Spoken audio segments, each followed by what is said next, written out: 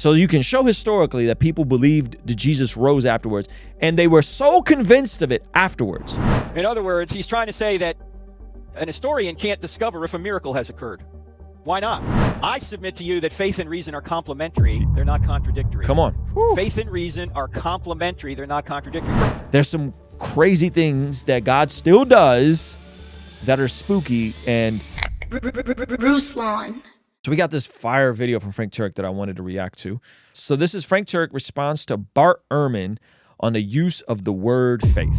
Faith is an interesting concept, okay? Because people get muddied and caught up on what that means and what this does mean or doesn't mean. But it's an important topic that we unpack, because sometimes people think faith is blind faith.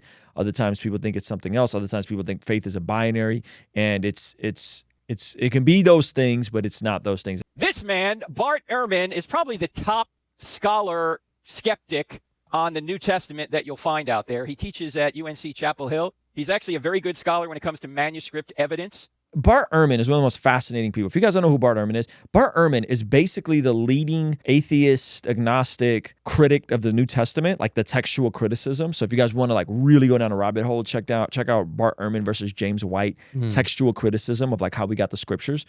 And so he's one of those guys that's like not a Christian. He's very, very, very critical of the New Testament. Yet he says and believes that none of the quote unquote issues with the New Testament change any fundamental Christian doctrine. And he also says that Jesus existed, Jesus lived, Jesus was given over to Pontius Pilate, Jesus was crucified, and that the early apostles, early disciples were convinced that Jesus bodily rose.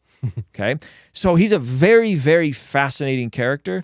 And I kind of went down the rabbit hole of like watching a ton of interviews and watching a ton of debates and reading a bunch of his blogs.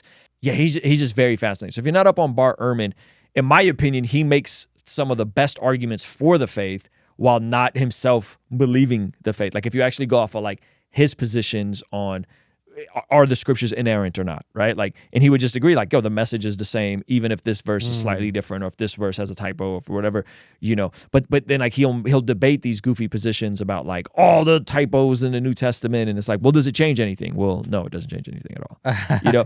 And he says this about the resurrection. So check this out. You can show historically that people claim they saw Jesus alive afterwards. You can draw the conclusion that they probably believed it. But if you yourself agree that Jesus was raised from the dead, you are saying that was an act of God in history. What you are doing is no longer history, it's faith. So he's like as close as you can get to truly believing, factual evidence-wise, that Jesus literally rose from the dead. Yep. Yet his heart is hardened in a sense. Pull a quote back. Let's look at the quote. Let's pull a quote back. You can show historically that people claimed they saw Jesus alive afterwards. You can draw the conclusion. You can show historically that people claimed they saw Jesus alive afterwards. After what? After the crucifixion. Bart Ehrman, an atheist critic of the New Testament, one of the leading scholars, is telling you that you can show historically that people claimed they saw Jesus alive afterwards. You can draw the conclusion they probably believed it. Okay? Yeah, that's insane. This is nuts. Like anyone that's like slightly into an apologetic, slightly a skeptic, that statement should make you go, wait a minute. So you can show historically that people believed that Jesus rose afterwards, and they were so convinced of it afterwards. And he's saying, and you can draw the conclusion that they probably believed it. Yes. So not. And by the way, this is why church history is important. Not that they're hucksters and they're lying and they're scammers. Yes. But you can draw the conclusion that they actually believed. He's saying you can assume based off how they communicated that their motive was that they thought it was true, not just that they wanted to prove something from a bias. Yes, they thought it was true to the point they had nothing to gain and everything to lose from believing the bodily resurrection of Jesus, which is the crux of the Christian faith, right? But if you yourself agree that Jesus was raised from the dead, you are saying that was an act of God in history. Yeah, that's exactly what we're saying. Yeah. What you're doing is no longer history, it's faith. Yeah. Wait, Jonathan says, I don't think he's saying that. He's saying if you could show that and then draw the conclusion, that still doesn't prove it, because to raise someone from the dead requires an act of God and is faith. We're going to get there. We're going to get there. No, I think he's saying literally historically you can prove that. No. He's literally saying historically Yeah. the disciples were convinced. Church history testifies to this. But if you believe it, that is faith. Yeah. That's what the quote's saying. And let's let Frank unpack it. All right. Now, what might you say to Dr. Ehrman here about this? A search for reason. Well, it's not necessarily, it's what we call begging the question. In other words, he's trying to say that an historian can't discover if a miracle has occurred. Why not? Because we're supposed to assume that miracles don't occur. That's the issue. The issue is that Bart Ehrman is starting with a presupposition of naturalism. So your presupposition is that everything is natural only and there is no supernatural. Yeah. So then therefore, if something supernatural happens, that's against your presupposition and therefore requires faith. But if you're entering any conversation and going, well, I think something supernatural can happen because my presupposition, my framework, my lens for the world isn't just naturalism.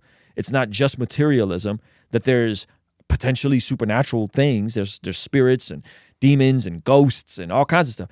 Well, then the resurrection happening isn't that crazy of a conclusion. And all civilizations have believed in something supernatural. You know what I mean? Like throughout history, you know? So he's starting with the presupposition that something supernatural can happen, and that's not reasonable, in my opinion. But let's see what Frank says. The question is, why would you assume that? Right? Why should you assume atheism? Maybe the best explanation is a miracle. Come on. Given all the data. To philosophically rule it out in advance is a bias. In fact, one question you might ask him is, when he says what you're doing is no longer history, is faith, is what do you mean by faith?